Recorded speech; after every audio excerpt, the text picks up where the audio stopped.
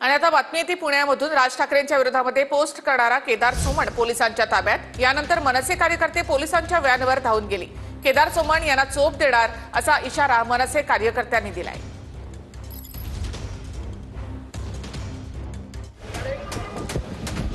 पुण्यातल्या केदार सोमणची राज ठाकरेंविरोधात आक्षेपार्ह पोस्ट होती।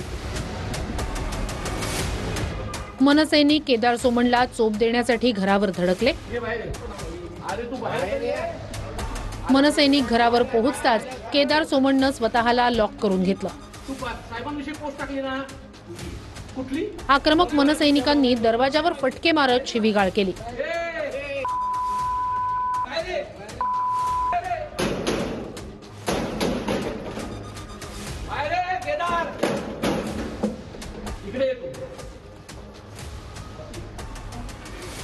ये बाहेर आहे, तू ना बाहेर आहे।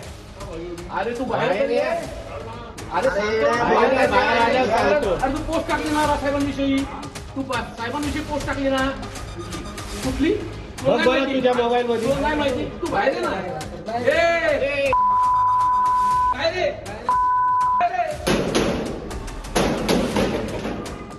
बाहेर आहे केदार।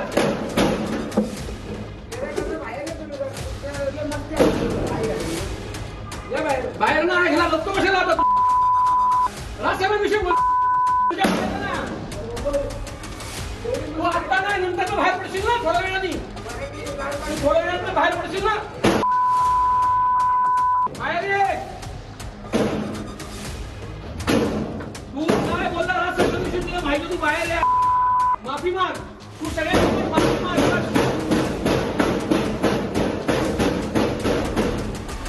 आक्रमक मनसैनिकांनंतर पोलीसही सोमणच्या घराबाहेर दाखल झाले। पोलिसांनी केदार सोमणला ताब्यात घेतलं। पोलीस सोमणला घेऊन जात असतानाच मनसैनिक केदार सोमणच्या अंगावर धावले।